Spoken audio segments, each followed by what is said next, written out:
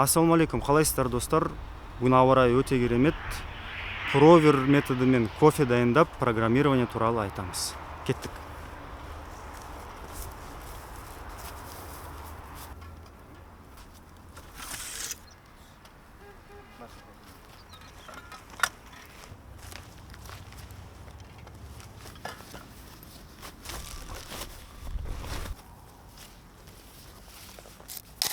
Өткен видеода мен сіздерге уәде бергенім программированияны қалай оқимыз деп.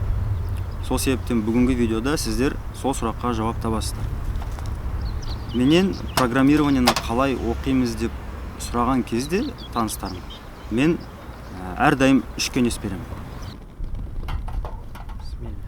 Бірінші кеңес: программированияны оқыған кезде бірден курс сатып алуға болмайды. Өйткені курста әдетте ақпарат тым тез көп беріледі. Ол ақпаратты түсінбей, шатасып, шаршап, ақпараттың астында қалып, мотивацияны жоғалтып, оқуды тастайсыздар. Сатып алған курсқа адам дайын болу керек. Яғни сондай бір белгілі деңгей бар. Сол деңгейден кейін, курс сіз өте қиын, немесе мұғалімсіз. Бірақ сол деңгейге адам дайын болу керек. Яғни основы программированияны адам өзі оқу керек. Сонда сол сатып алған курсты ол оңай оқып, оған өте пайдалы болады. Екінші кеңес: программирование оқып бастаған кезде өздеріңізге срок қойыңыз. Дедлайн. Мысалға жарты жыл дейді. Не үшін? Өйткені сіздерде срок болмаса, сіздер оқып жүре бересіздер. Күніне 2-3 сағат уақыттарыңыз болған кезде. Тым созылып кетеді, іштеріңіз пісіп тастай саласыздар. Ал егерде дедлайн болса, сіздер күніне 2-3 сағат емес, күніне 8, 10, 15 сағат оқып спринт жасайсыздар.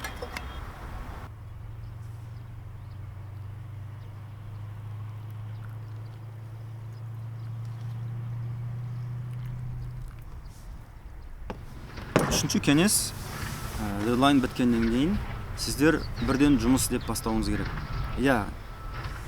Тәжірибесіз жұмыс табу қиын. Бірақ сіздер жұмыс емес, стажировка іздесеңіздер болады. Мысалға, қалада 10 компания тауып, IT компания тауып, өздеріңізге резюме құрып, сертификат болса, немесе курсовой проект болса, соның бәрін резюмеге салып, IT компанияларға барып, мен мынандай пәленше курс өттім, мынандай языкты программирование білем, стажировка өтсем бола ма деп. Мысалға, 10 компанияны сөйтіп өтіп, соның біреуі сіздерге десе, бұл жеңіс. Өйткені сіздер компанияға кірген кезде ол жақта тәжірибесі көп программистер болады. Сіз реальный проект жасап бастайсыз. Негізінде достар, программист болу аса күрделі емес.